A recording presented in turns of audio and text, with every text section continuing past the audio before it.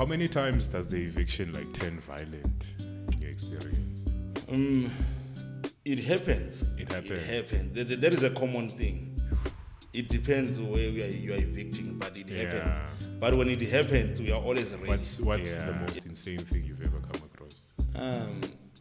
Mostly I've been in positions where, there've been gunshots, a lot of things, but we always overcome those things. The young kids who are turning to prostitution, and funny enough, the community members are part and parcel of that.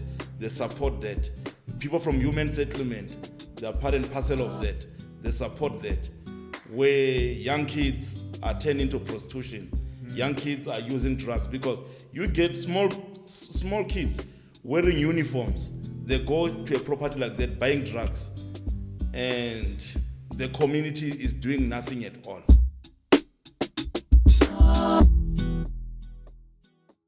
Rotman. What's up? Ndifuna nje uxelele abantu ba ungubani and wenzani.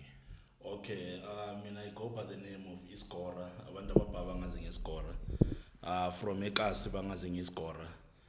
Uskora like umuntu vele who's into evictions and debt collections mostly. Okay. That's what most people they know me about.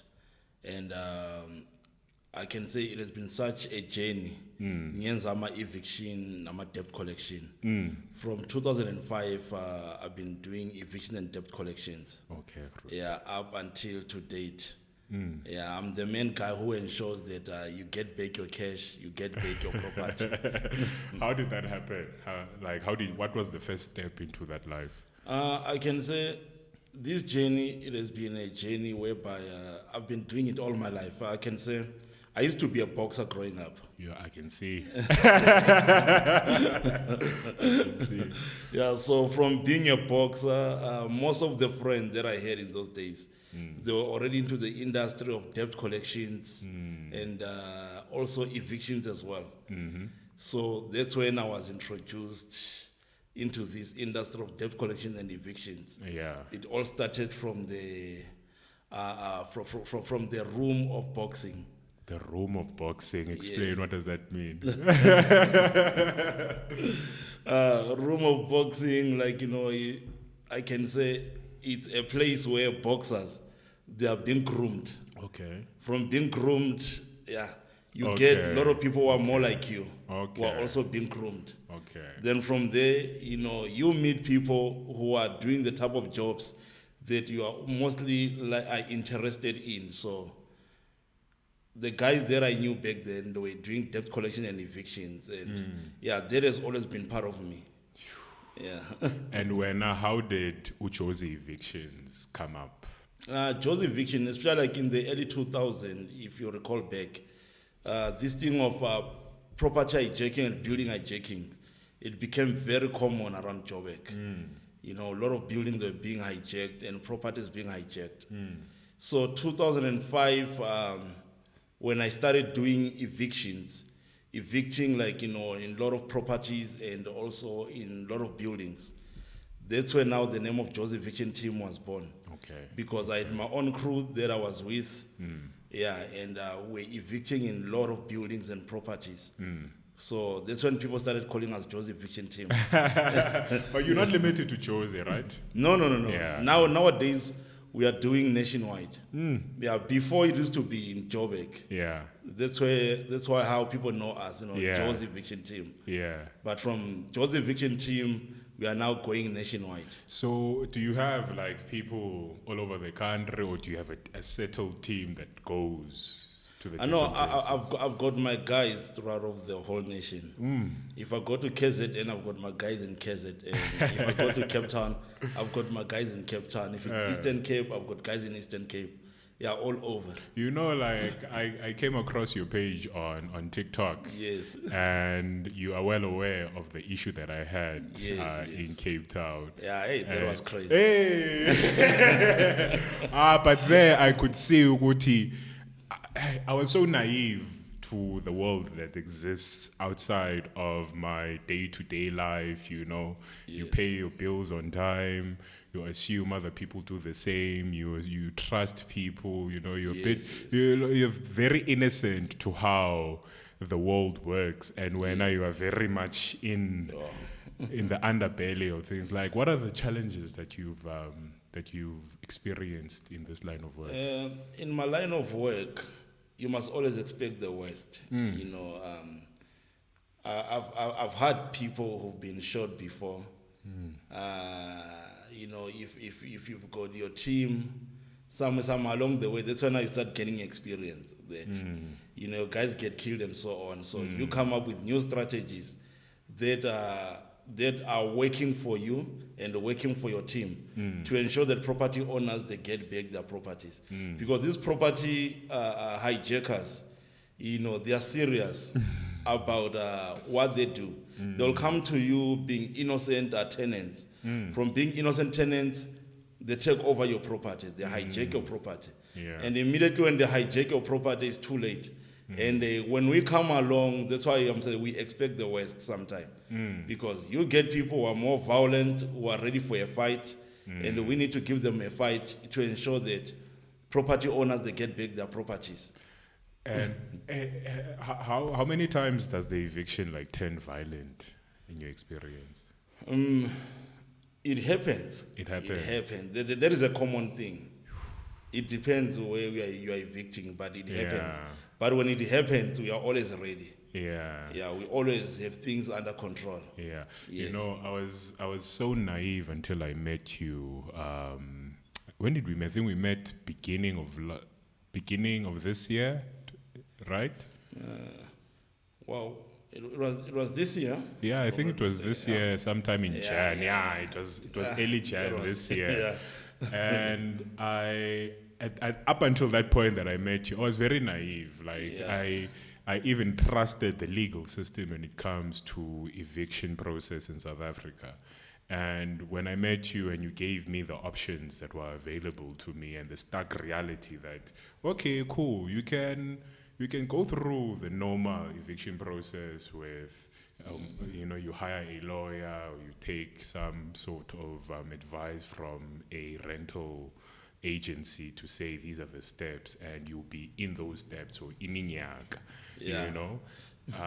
and where now you have a specific understanding of how things work, that you handle it in a legal way, but it is very much fast-tracked. Yes.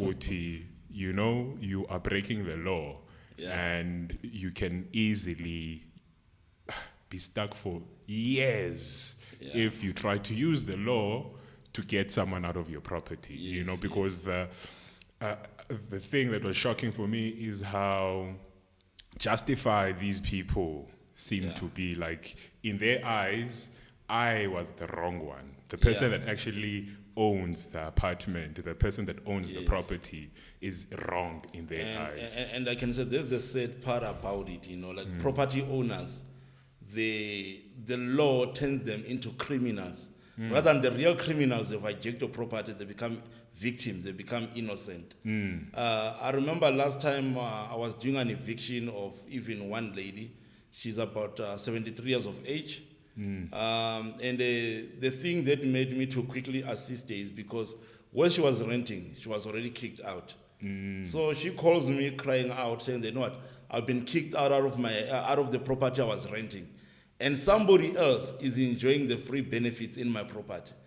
And I asked her, "How long has that person been occupying your property?" She said, "No, the person has been there for 4 years, and for that 4 years I was paying rental, and right now I'm no longer working. I've been kicked out of my the apartment where I was renting." So I ended up taking further actions where I quickly went into the property, evicted the property hijacker who was there. And if you can go there, she's there with the kids, including with the grandkids. They're in that property. People who almost being homeless, they will be sleeping under the bridge. Imagine. So we saved them at that moment. Imagine. So we come across a lot of evil things. And the bad part, the law is always against the property owner. That's the sad part about it. Yeah. You go to court, the court is against you. It's not against the property hijacker. In fact, they protect the property hijacker more than you. Yeah. It's like they don't want to hear your side. They want to hear the side of the property hijacker. So And it's that's not a sad even, part about it. and it's not even an experience that is limited to CBD or the suburbs. Nowadays, it's all over. You go to the township, you go to the villages. The villages as well. The villages as well, properties are being hijacked. Yeah. Wow. And what do you think is fueling these hijackings? No, it's because people, they've realized that taking over a property, it works in their favor because the government or the law will be favoring them the most, more than the property owner. You know, let me say, for example, you go for holidays. Maybe you decide to travel to Cape Town for maybe even 1 week. Then, you know, along the street, I see that, you know what, you are traveling, your house is empty. I break into your house, then I occupy your house. When I occupy your house, you come from Cape Town, you'll find me inside of your house. Then obviously you're going to run to the police. Somebody is breaking into my, staying in my house. Then the police will tell you, no, this is a civil matter. Go to court.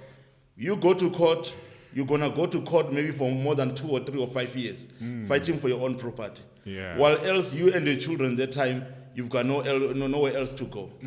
So that's the serious part about the law we are having in today's life. And it seems like the law is not well understood by the general population because in my unique experience, the advice I was getting from my realtor, who was either complicit or they were very negligent in their duties because the application of the tenants seemed legitimate, you know? And but being naive, you're like, okay, this person is a practitioner in real estate. They probably understand things I do not understand. So when I was getting applications and I'm like, oh, okay, cool.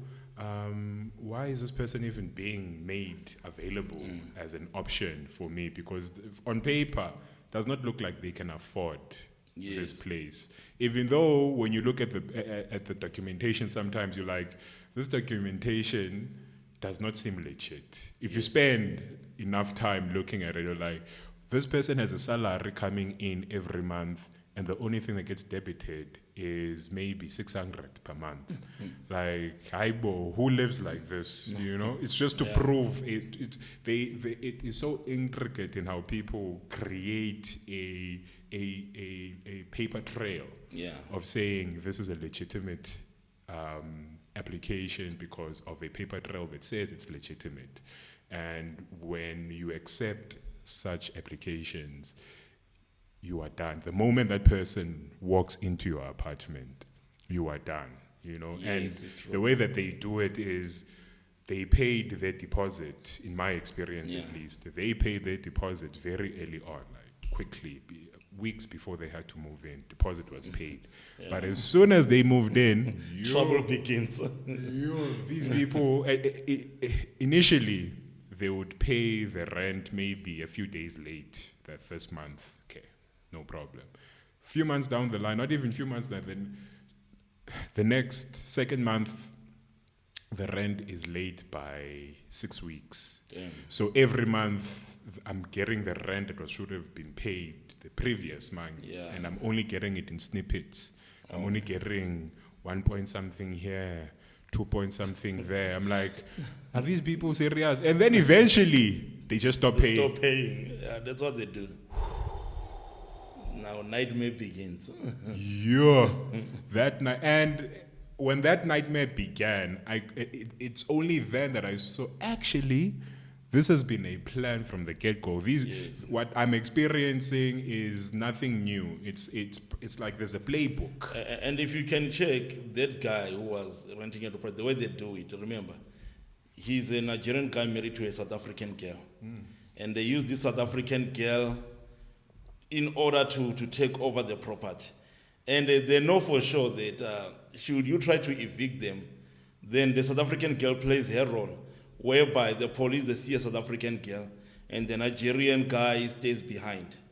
And in that way, it's a perfect way to hijack your property. And it's not always Nigerian. I've seen No, videos. it's not. A lot of people. But I'm just talking in terms of your property. Yeah. And my that experience. thing, it works quite a lot. It works quite magic in a lot of places. Yeah. Yeah, in order to hijack a property, it makes it easy that way. And in some cases, it looks like some of the real estate agents themselves are property hijackers. They are a problem as well. There's this real estate agent guy that I evicted about 2 weeks back. Yeah, he took advantage because he knows the law. He's into the real estate. Then, he hijacks a property, huge property. Yeah, the guy, before I evicted him, I did try to talk with him and tell him that, look, I think you must start packing your things, you must go. And he was like, no, you can't evict me, I know my rights. I will stay here for as long as I like. And why else the owner at the time is busy paying bond and somebody else is staying for free. So I didn't waste time on him. I evicted him, and the owner has got the property in his own hands. It's not only him, you get even attorneys, lawyers who are hijacking people's properties. There was also a lawyer that I evicted as well. It was like last month. Yeah, he's an attorney, he hijacks a property, a beautiful estate property. He's been staying there for quite some time. Yeah, he knows, he understands the law. You're busy taking him to court for long, and he's enjoying your property for free. So we had to take further action to ensure that he's out of the property. Yeah. And that's what we did. So if he wants to fight, he must fight outside the property, not in somebody else's property. In terms of the political side of things here, like what are the politicians doing here? Are they part of the problem? In fact, majority of politicians, they're a problem. I remember last time I was at this podcast, I don't know if you watched it, Justify. If you watch Justify, I was already attacked by a lot of EFF members. A lot of them, because I mentioned the EFF. And, I'm in the ground. I'm always there evicting people. And majority of people that I evict who are hijacking buildings, who are hijacking lands, are part and parcel of the EFF because they follow the rules of Julius Malema, where he say, you see a beautiful land, you like it, you occupy it. And they occupy whatever they see along the way. And those are the type of people that I normally evict quite a lot. And when you attack and you evict them and you say it on public, on a radio, then you get a lot of attacks. They call you all of these sorts of names and stuff. It shows how much the country likes crime. They don't want to look into the real victims. People, and I said it last time, I said for me, Malema is not my hero because majority of people that their land are being hijacked are not whites, are blacks. Most of the land that I've been evicting people from, where people that build shacks, they were blacks. There are less you few white people that their lands have been hijacked. That statement, it was falling upon his own because as a black person, they see you being weak. So it's easy to hijack your land. Even like last time, this one black farmer as well, he had a huge farm. In his farm, people that didn't waste time, immediately when he went out for a holiday, he comes back, his farm, it was turned into a farm of shacks. From farm of shacks, he called me. And most of when we came to evict them, we were surrounded by the EFF members, saying that no, Malema has told us to take over this land. And we evicted them by force. We had to demolish all of the shacks so that the owner can have back his land. So you can see these politicians, they're a problem. They're part and parcel of the problem. And when you address them and you say it on media, they attack you. It becomes a problem. But I'm sure the EFF are not the only ones. No, they're not the only ones. Even there's some more of the ANC members as well. Yeah. Because you get a lot of buildings in Joburg, ANC members are involved as well. Yeah. They hijack buildings, same thing as well. You evict, you get majority of them coming to block you from what you're doing. So. It's the reason why I say I'm sure it's not only the EFF is politicians are the same. You know, like in the same way we have different churches and how people are known. I'm a Methodist. No, it does not. It really does not. Politicians. I know politicians are the same, but we look at the people who are the high motivation to people doing it. I don't want to lie. EFF is number one amongst all politicians because you will get few ANC members. You will get other political parties who are very few. But EFF is the majority when it comes to the land issue, building issue. It is the majority. Yeah. And that's the problem we've been facing.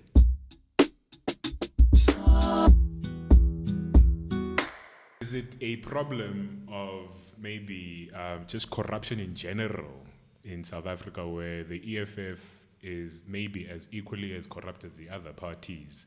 But in this instance, because land is such a key thing within that party itself, that's where the corruption is manifesting itself. And in other parties, it's probably manifesting itself in land, in rental issues, in property, but it's also manifesting itself in other ways. But specifically, in this use case, it's the EFF. You see, when it comes to the land issue, I remember the EFF, when they first came into power, they promised black people land. You know, they're going to give them the land. And a lot of people celebrated. Okay. Then they started hijacking land. They were not taking land to give people. It was hijacking. And the majority of people that the land were being hijacked, they were black people. They didn't take the land from the whites. They took it from the blacks and give it to other blacks to build the farm of sheikhs. So the black farmers, they suffer with their children. I had a lot of people whom their kids, some of them they were in universities, some of them they were in school. They stopped paying school fees for their kids because they can't support their kids anymore because their piece of bread is being taken away from them. You know, you own a piece of land, you are farming as a black man, then suddenly somebody else comes and hijacks your land. Then suddenly you can't support your kids. Your kids, they can't go to university, they can't go to school. And when these people, when they rise up and address such kind of issues, you know, the media shuts them off. And that's what the media has been doing. It's been shutting off this kind of thing. That they don't want to show people that majority of people who are losing land, they are blacks. A lot of black people, they are losing land. This is why I always say that religion and politics are the same thing. You know, because it would be very difficult to convince any supporter of any one of these political parties that the leaders of most, if not all, political parties in the world, and specifically here in South Africa, have more in common amongst themselves than they do with the people that they supposedly represent, their constituents. Because there's a certain discrepancy in South Africa that exists in terms of the equality that we have here.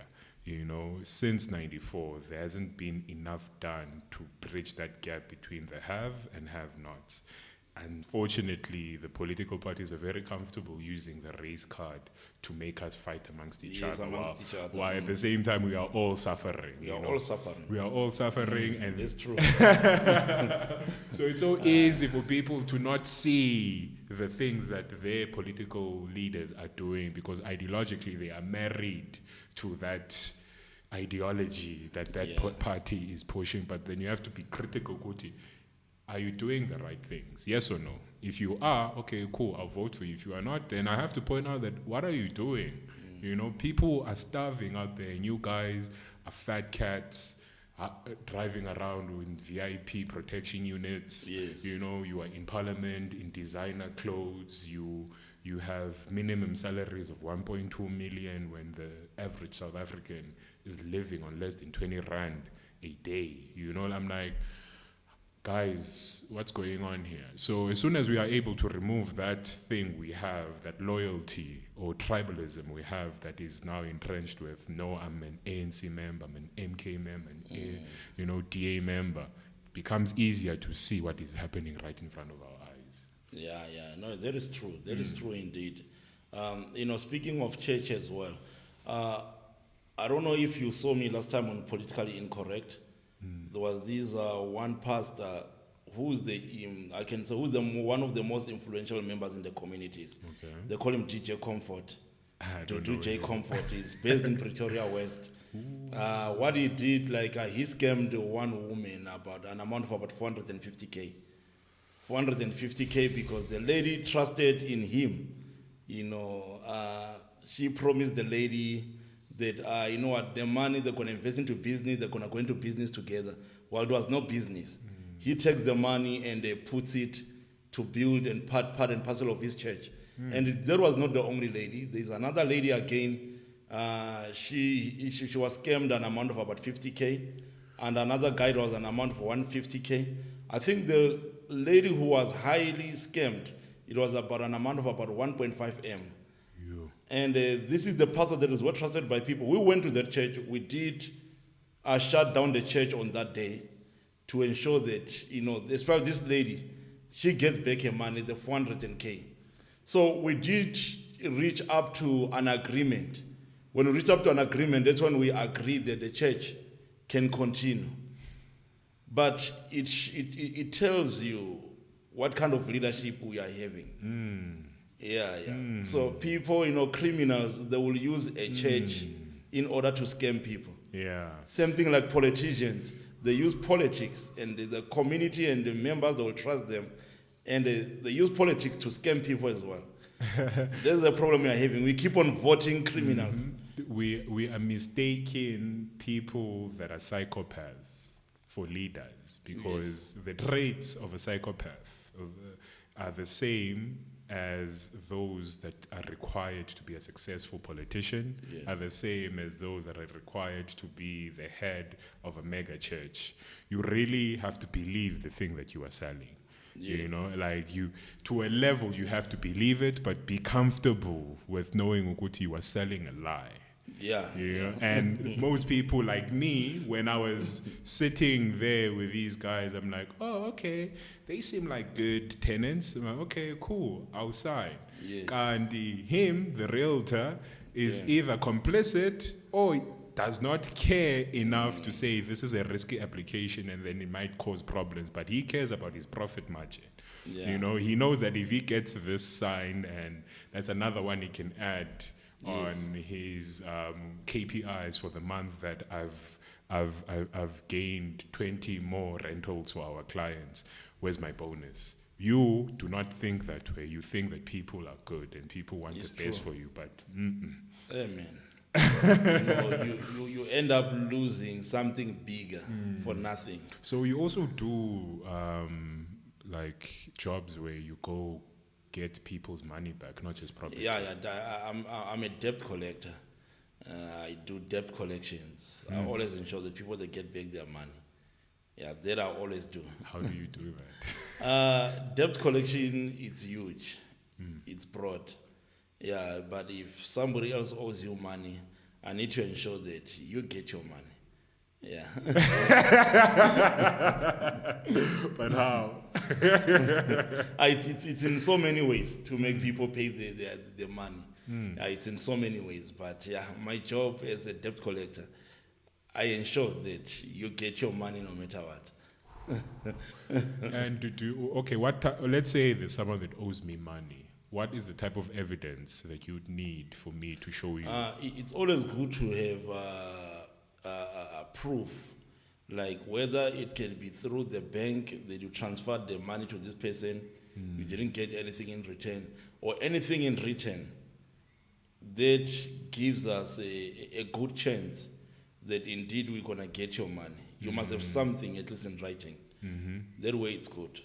But if it's verbal, it becomes a problem, whereby I gave you money and there's nothing written down. That one, it's like, I cannot assist you in that way. Because I will need some evidence. So that if I'm going to speak on your behalf, I know for sure that when I'm going to that person, I become you. And I will demand the money must be paid. Because there is something that I've got. Do you find that there is some sort of collaboration between the police, the corrupt rental agents, the political parties, even the drug dealers that take over properties. Is there some sort of understanding between these different people? I can say, when it comes to, it's like I can say property issues, these groups, they are under one umbrella. Like most of the time, if we are going to evict in a property, you will get some officers who will stand on behalf of the property hijackers. Then you get also sometimes community members who are corrupt who will come as well and stand on behalf of the property hijacker. You know, right now there is a property I need to go and evict not so long ago. Maybe a few weeks from now, I'm going to go and evict. The property, I can say the people who have hijacked the property behind, they are criminals. You know, the properties in Soweto, they are criminals. So the criminals, they are against, the property belongs to one old lady. The old lady, I think she's about maybe 87 years of age. So I need to ensure that I give her back a property. So the criminals of the community, you know, they've made sure that the community is on their behalf. And the criminals in the community, they are against this old lady in her own property. They are not allowing her to have an access to her property. And somebody else who's an illegal occupant, without no title deed, nothing at all, is got a full right to the property. You know, so those are the type of problems we are having in our communities. Yeah. We get a lot of corrupt, rotten people. Yeah. And it's such a shame to see the community standing on behalf of these kind of people. What is the longest property kidnapping duration you've come across in your work? There are a lot. I remember, when was it? Last time I evicted one building in, it was in Pretoria North. We even demolished the building. The building has been hijacked since 2000. Yeah. And you can see for how long. 24 years. 20. And what is happening in the background for the owner? Okay, like that building, when we went there, the building, people who were staying in the building, they turned the other part to be part of the brothel. The other part, some people are renting, staying with their kids. You know, when we went to search further, drugs were even being sold in that building. So, and you get some officers who go there to collect their parcel every now and then. So we knew that we're gonna have a problem here because, you know, the officers are part and parcel of it, and we wanna bring it down. Yeah. So when we went to go and evict there were these people from human settlement who quickly came to come and stop us from evicting out those illegal occupants. We had these members of the EFF as well, some members of the ANC as well. Then we had also some of the community leaders were there. There was a huge problem. They came to block us from evicting out these people. And I remember asking even these community leaders, I'm like, do you know what's happening in this building? So you are quite happy when you see your kids that are being turned into prostitutes, because when we got there, we found some young girls who are 15, 16 years of age who are prostitutes already. They are already being intoxicated by drugs. And you get community members, leaders, who come and block you from stopping this kind of a thing. You know, so, but at the end of the day, we have to use force to evict them out and bring down the building, because the owner didn't want anything to do with that building. Yeah, he wanted the building done because he knew that that place, it's already a drug junk. You know, the young kids were turning to prostitution, and funny enough, the community members are part and parcel of that. They support that. People from human settlement, they are part and parcel of that. They support that. Where young kids are turning to prostitution, young kids are using drugs, because you get small kids wearing uniforms. They go to a property like that buying drugs, and the community is doing nothing at all. They support that. You come and attack them, the community will come and fight against you. So, yeah. And I know you've, based on your TikTok account, there's been situations where even the body corporate is protecting the hijackers. yes. Oh my goodness. Are they just being paid? Most of them, they become a part and parcel of the enjoyment of the fruits they get from that property. So there is a huge profit in the property. And since there's a huge profit in the property, you get a lot of people involved. A lot of people involved. That's why, like you see, Joburg, it can never come all right, because the reason why, we need to clear off all of these politicians, because people from human settlement, these are non-profit organizations. They're part and parcel of those property hijackings. That's why, like, I like Kenny Kunene. Kenny Kunene has tried by all means. Then you will get these NGOs who will fight against him. And us who are underground doing what we do, we know that these people that are involved. We know what these people are doing.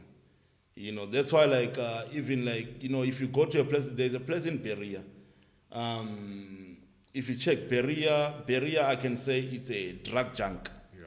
It's a drug junk. There are a lot of buildings where people, they are cooking drugs and so on. And you attack those buildings. You bring down all these drug dealers to ensure that the property owners, they get back those buildings. You will get these NGO members who will come and fight against you. You will get these politicians who will come and fight against you. So every time we go for eviction, most of the time, that's what we face. And we need to use we need to use all of our skill, all the forces to ensure that property owners, they get back what belongs to them. So it's never an easy job. And how is that situation like when you know you are on the right side of the law, and yet they are using the law against you? Against you. You know, how do you navigate that balance? Sometimes, you know, there's a scripture I like in the Bible where it says that violence takes it by force. Sometimes, we take it by force. Because you can never play soft with these guys. And I'm sure there's other organizations or companies that do something similar to Jozi Evictions. Have you had any issues or challenges from them, or is it more of you cooperate and work together? I can say there are companies, but the main one that I used to know, it was the Red Ants. The Red Ants used to do a lot of evictions. They used to? They used to. You know, it has gone quiet, but they used to. But apart from the Red Ants, there is no one that I can point a finger at. There is no one, because some other companies, you go to them, you ask them to come and evict in your property or your building, you cause a problem for yourself. You know, you found out that most of these companies, they are part and parcel of property hijackings. So there is no company I can point a finger at because they don't have honesty. Yeah. So they are part and parcel. They are also getting. I've told a lot of members, I can say, whether body corporates or whether property investors, that they should be. They should be aware of the type of securities they hire in their buildings or in their properties. Because let me say, if there's a building I'm guarding or I'm protecting, if there are about 2-3 tenants who are no longer paying rent in this building, and we as security, we don't take action to ensure that these 2-3 members, they are out of our building, that means I'm part and parcel of the problem. By end of the day, most securities, they make money through property hijackings.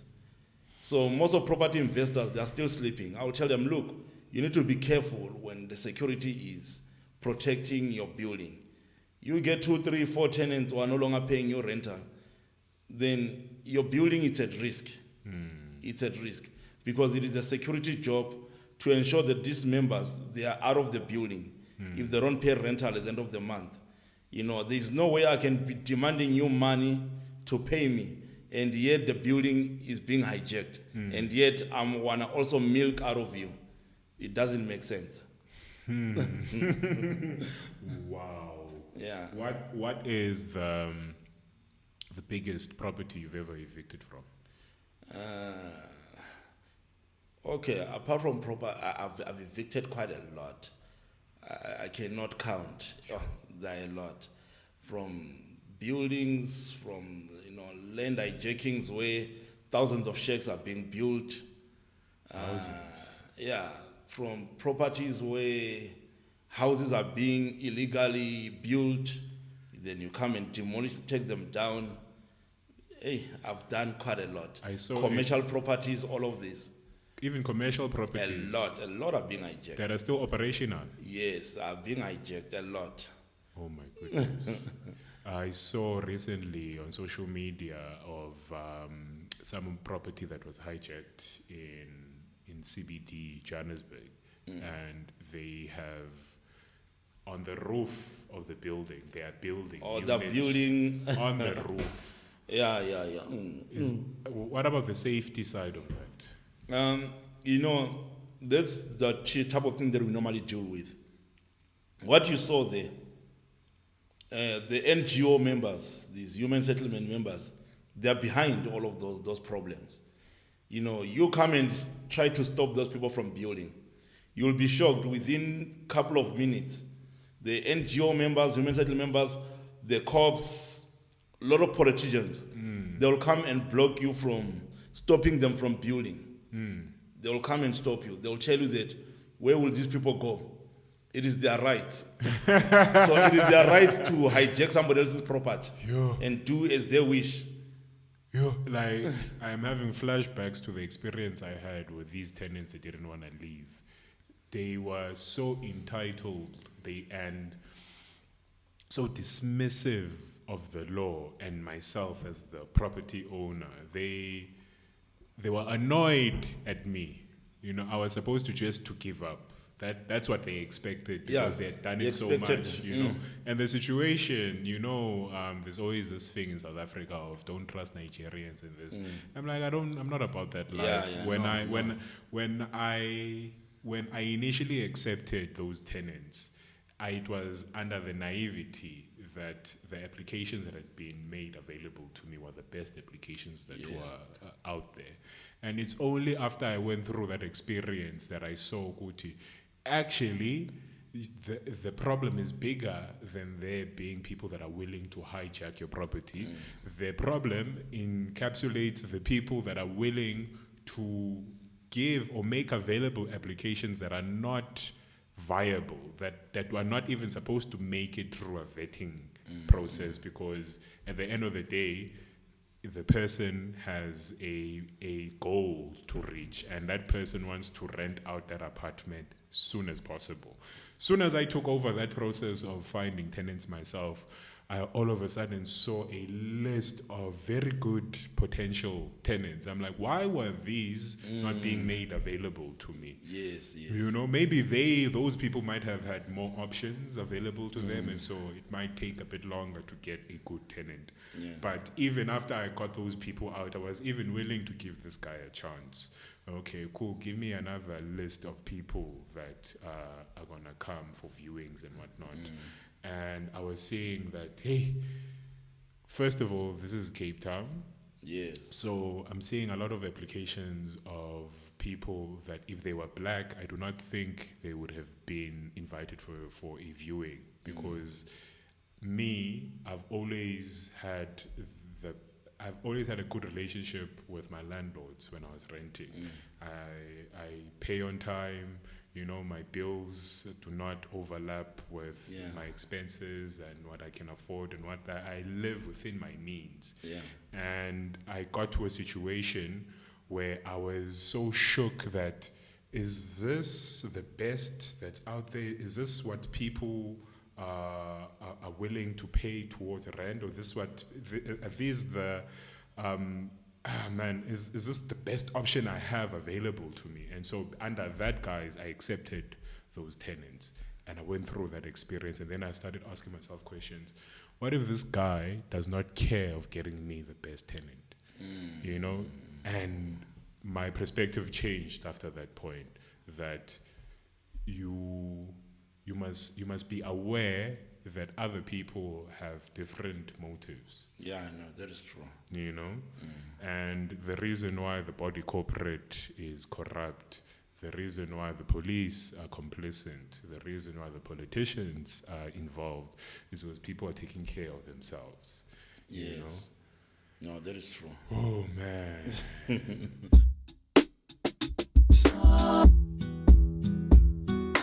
Yeah, so, you know, in my line of duty, hey, I come across a lot of madness, yeah, a lot of crazy things, and yeah. What's the most insane thing you've ever come across?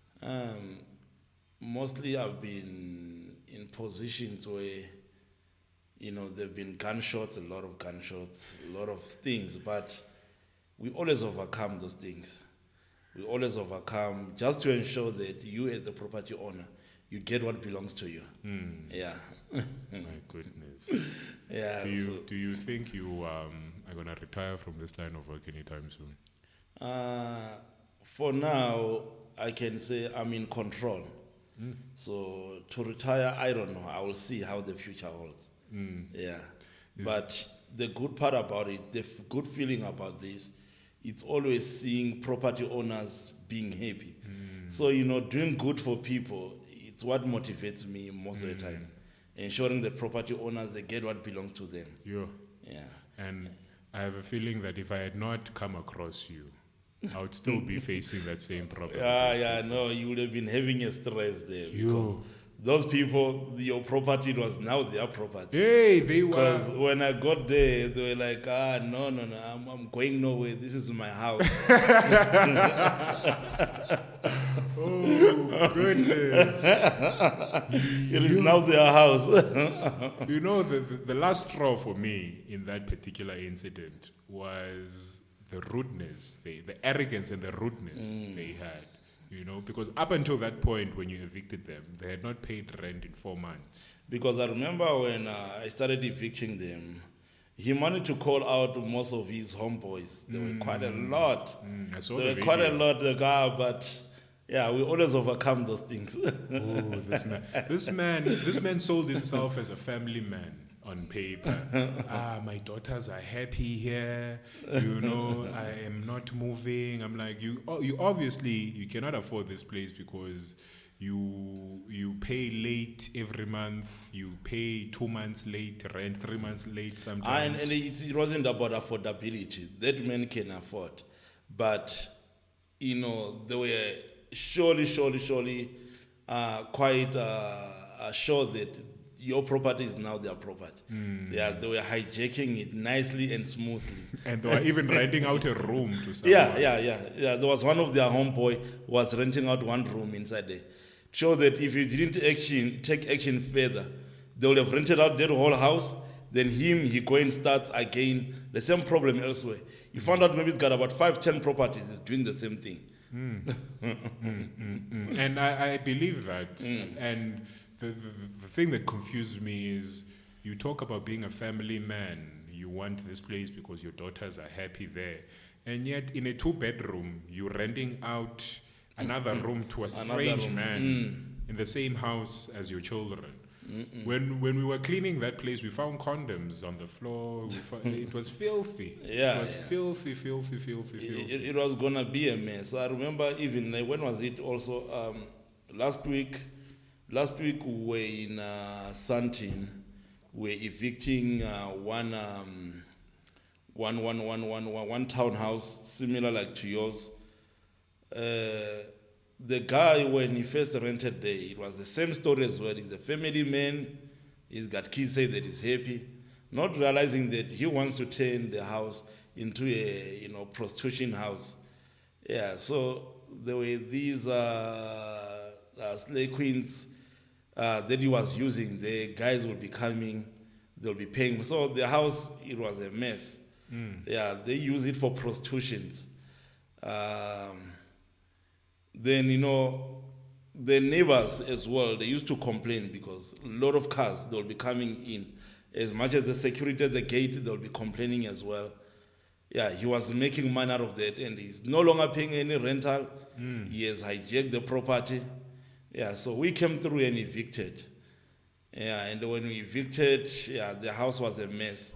It was the same similar situations where you found condoms in the floors everywhere. Yeah. It was so filthy. I was so shocked when I moved. And the funny part, this one, when we evicted, there were a lot of drugs as well. You open up the drawers, you find drugs inside. You check underneath the bed, there are drugs underneath. So it was a mess. Yeah, and these kind of properties, when you evict them out, there are certain people who will come and fight against you. That's one thing that we always see, especially houses where criminality is being used.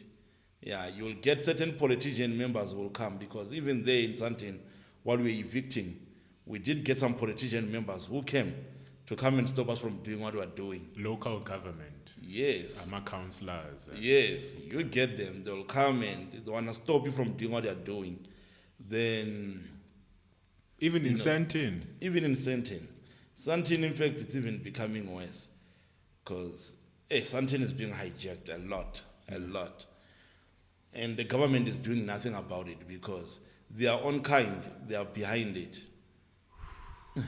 I saw recently that the DA in the Western Cape is planning on building cheap rent-to-buy properties, but they are building this cheap rent-to-buy properties in the traditionally black and colored areas. So they are basically saying, stay there. We don't want you in town or anything like that. Stay there. It's basically a reinforcement of the Group Areas Act. So on top of the issues that we have people hijacking properties, there is also another system of racism in South Africa that kind of discriminates on those people that are legitimate people that are good, would make good candidates as tenants to properties. But in addition to the suspicion that someone might be a hijacker, there's also that element of racism now, where you are looked as the suspicious black candidate, just simply of the fact that you are black.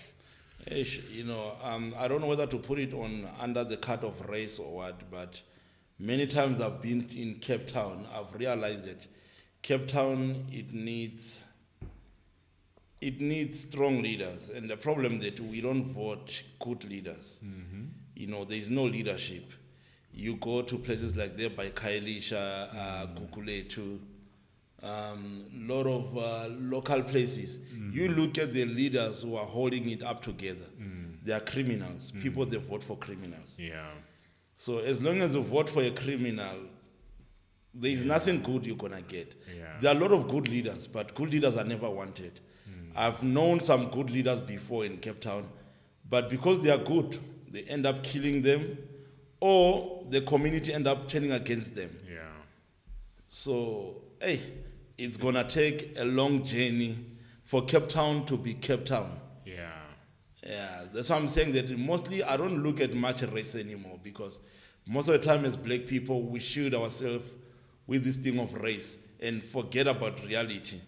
When you look at reality, you will never see race. Because, for instance, I remember they hired us last time to take out those people in the street who are building these small shacks in the street. In Cape Town, you go along what they call the street, the Strand Street.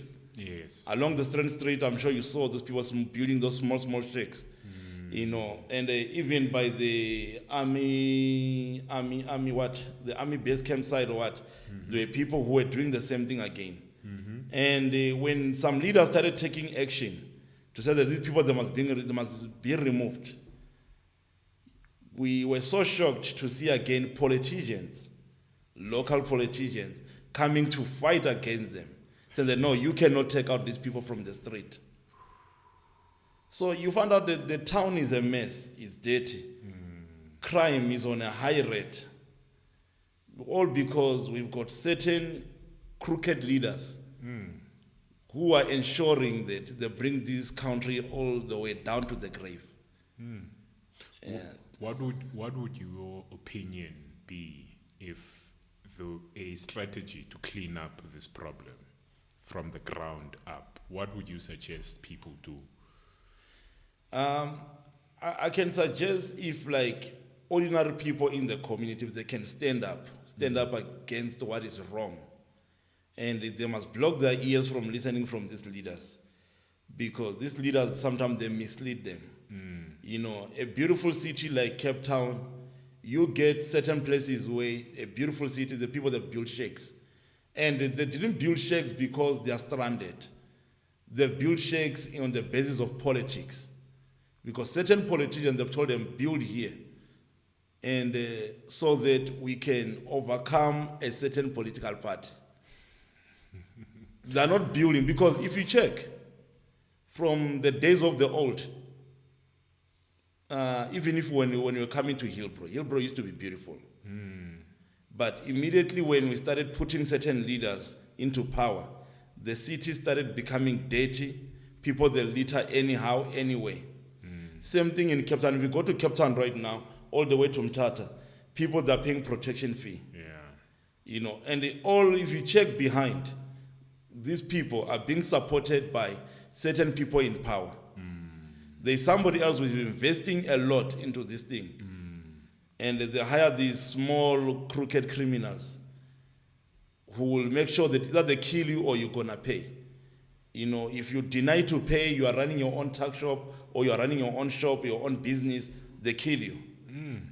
And if you check, if you can stand up to attack these crooked criminals, including the people who are behind them, you will see the type of people who are going to attack you. You'll find a lot of powerful politicians who will attack you.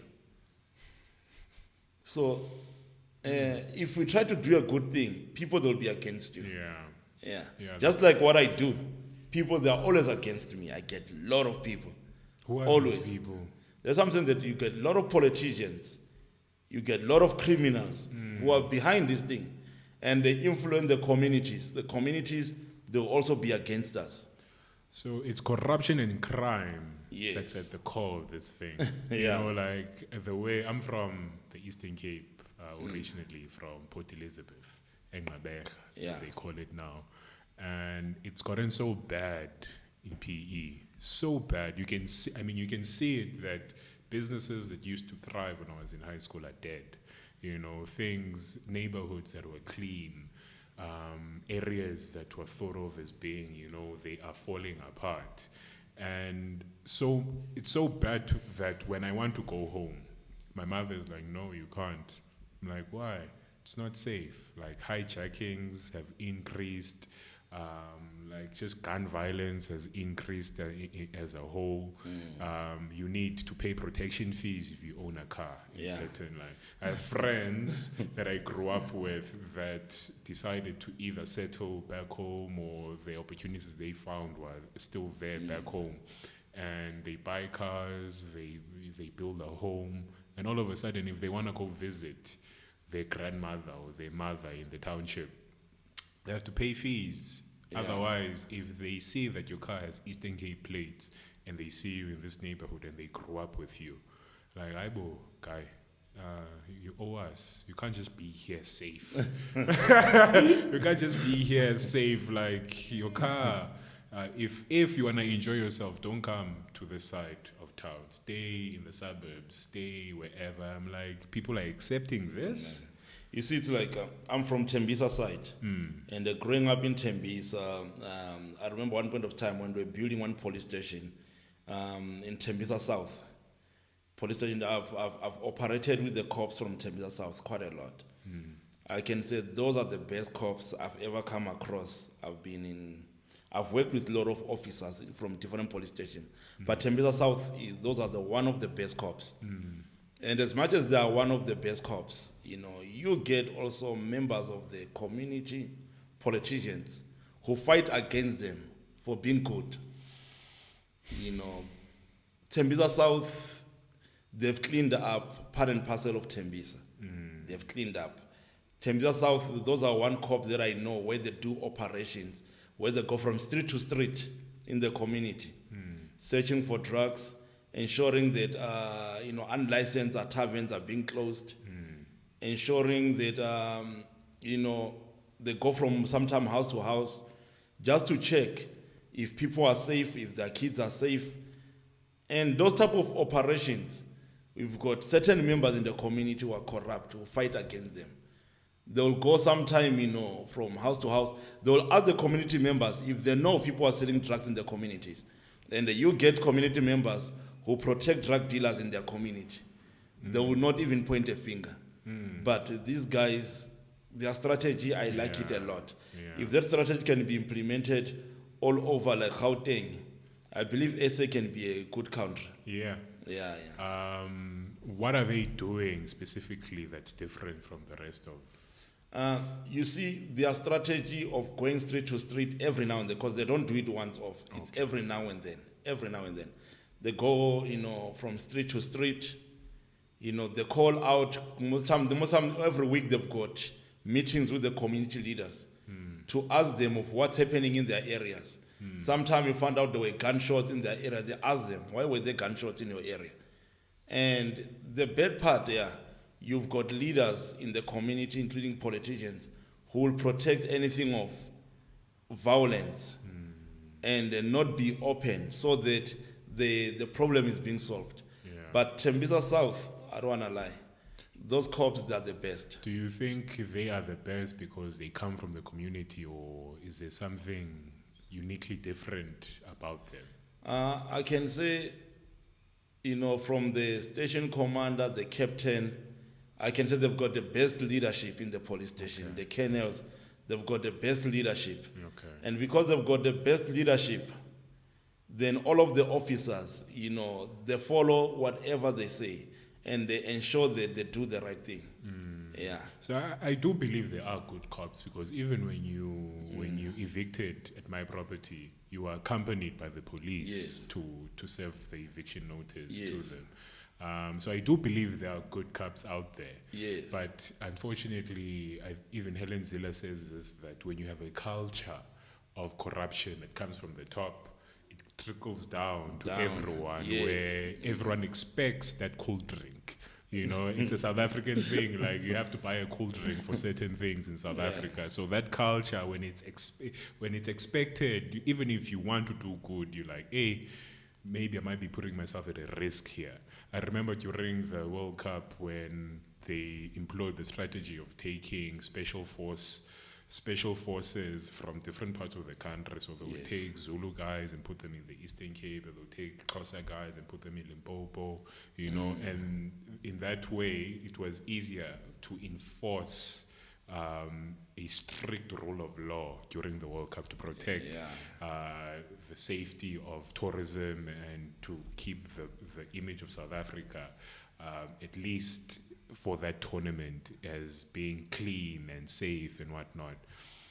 Do you think that would be a good strategy to implement now as a normal basis, so that people are more inclined to just follow their orders? Because it's easier to take someone who is not part of the community and make them a bit extra hard in enforcing the law in that community, because at the same time, if you are not from there, it is not as easy to know the people in the community that they can also come to you and say, hey, here's a cool drink, here's an envelope, look the other way.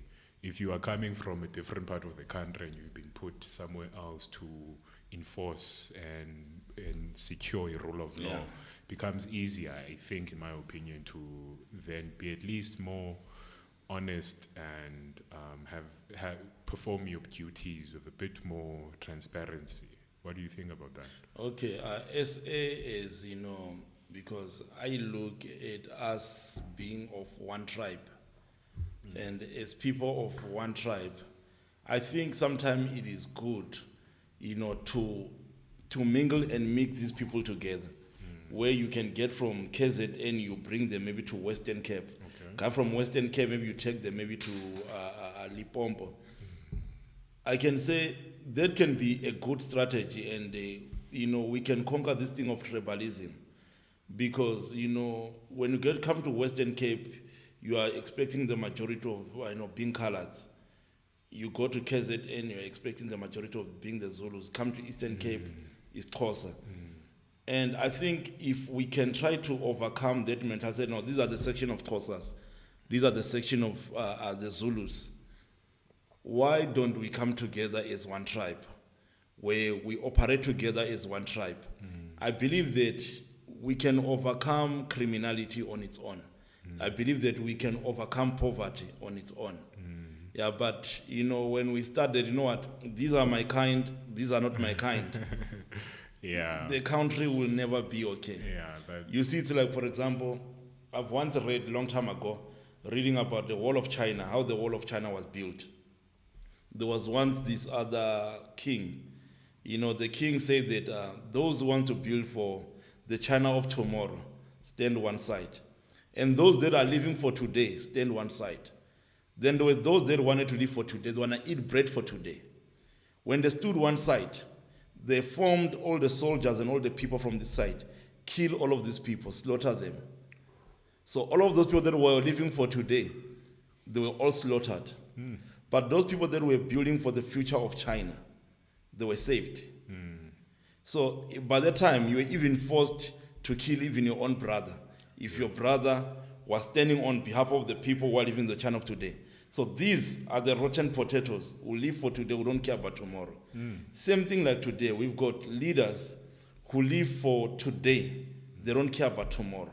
And that's why we've got too much corruption, where people, they'll be given a tender of 50 million to build roads, and they will take 45 M and put it in their pocket, because they are not living for tomorrow, but they're living for today. They don't care about the leadership of tomorrow. They care about the leadership of today. So as long as we've got leaders and we keep on voting for leaders who are hungry for bread, who will sell the country for bread, there's nothing good that will ever come out of this nation. That's powerful, man. Where can people find you? Mostly it's either on social media, or they can easily contact me, because my line is a public line. Okay, what's your line? Which is 078-181-6666. 078-181-6666. And which socials can they find you on? Okay, TikTok, YouTube, Instagram, Facebook, they can find me. What's your handle there? If you can say Jozi Eviction Team, you'll find me. But at the same time, again, you need to be careful of the imposters, because online there are a lot of imposters. Imposting is Jozi Eviction Team. Yeah. So you need to be very, very careful. That happens with my account as well. Oh, man, you see. Yeah, okay, so people, they need to be very careful. And they need to be very careful that the person that they contact, it's me. It's no one else. Okay. Yeah, if it's not me, you must forget about it. So the best way to contact you is the number and the Jozi number that Evictions. As far as the number that I gave you, it's quite good, because it's always available for anyone. Is it on WhatsApp? Yeah, it's on WhatsApp, it's on calls. Okay. You call that number, you are safe. But if you see other numbers on social media, you are not safe. Yeah, that is the only number operating. There are no any other alternative numbers. Yeah, if there are other alternative numbers, then you've got a wrong number. Yeah, because most of people that are being robbed online, then I'll be shocked that there are people who will be saying a lot of bad things about Jozi Eviction Team on social media. Well, it's other imposters, they mess up where they go. After messing up their eviction, then they want to come against us. So that's something that people, they must be careful. And when they make a phone call, they must make sure that they're calling the right number, not any other numbers. Okay. Yes. Thank you for coming here. You're welcome. Your services are much needed in this country, because I am quite sure, had I not come across you, I would be in a reality that I don't want to even think about. So your services are needed, and people, please make sure that if you are reaching out to Jozi Evictions, that you are reaching out to the correct people. And with that, I thank you. Thanks so much. Sure, before Zano Nyabong.